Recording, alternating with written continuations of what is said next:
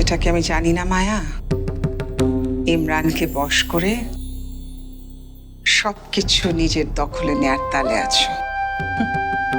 আমি থাকতে সেটা হতেই দেব না।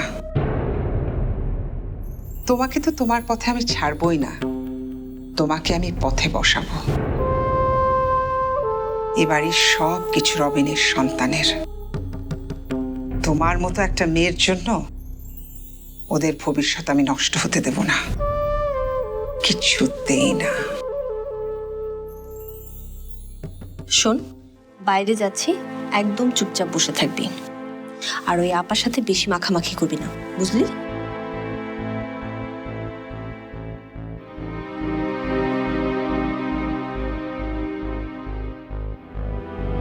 কেমন লাগছে আমাকে? মানিয়েছে না? খুব মানিয়েছে। আর তোমাকে তো ভালোই লাগে সব সময়। রবিন, রবিন কোথায়? রবিন, রবিন, কি হলো রবিন? তোকে না বলেছিলাম নীল কিছু পড়বি? আজকে তো আমাদের বাইরে যাবার থিম হলো নীল। যা যা যা, রেডি হয়ে। ভাবি, আজকেই বাইরে যেতে হবে তোমাদের?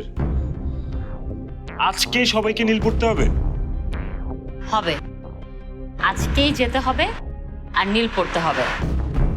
এরপর থেকে আর কোনো কিছুতে আমি জোর করব না।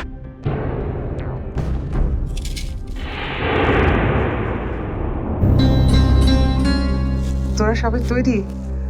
আমিও কিন্তু যাব।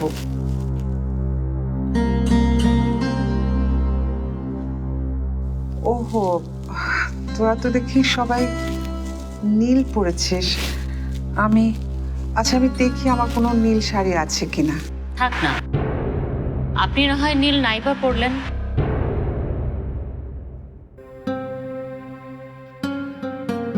সে কি, তুমি তৈরি হওনি কেন? কি যে কওনা নতুন বউ, সবাই গেলে চলবো, বাড়িতে কাম কাজ আছে না। আচ্ছা, কাম কাজ তো পরে করা যাবে নাকি? শোনো, আমার এলে তুমি টেনশন করো না, আওয়ার সময় খালি আমার খাবারটা তুমি নিয়ে এসো, তাতেই আমি খুশি। আচ্ছা ঠিক আছে। আচ্ছা এবার চলো।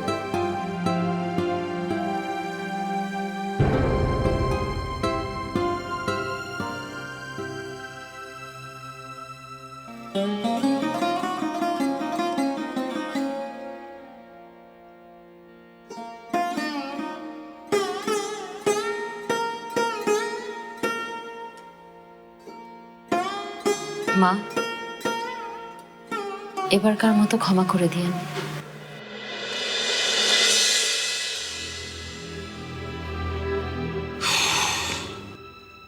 স্বামী যে কেন এগুলো করে আমি আসলে বুঝি না। তুমি বুঝতে পারছো না ভাইয়া? আমাদের মন যেন অন্যদিকে ঘুরে যায়, সেই জন্যই করছে। তো বিয়েটা তো তোর ভাবিই ভাঙছে। আমি কিন্তু এখনো বলছি যে যদি জেনির সঙ্গে কথা বলে।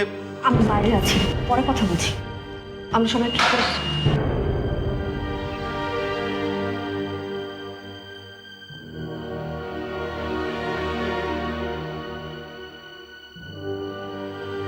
আমরা ওখানেই বসি, তাই না?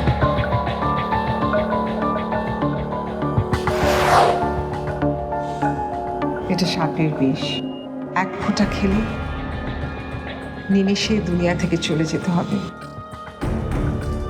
তোমার বিয়ের দিন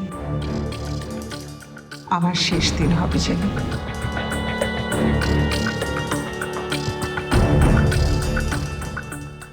খুব খুব বসে পড়ো, বসো। বসতে বললাম।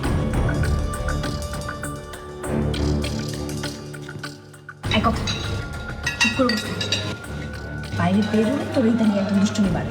আরে ওকে ধমক দিচ্ছেন কেন? যে ধমকের ভাষা বোঝে তাকে ধমক দিয়ে কথা বলতে হয়।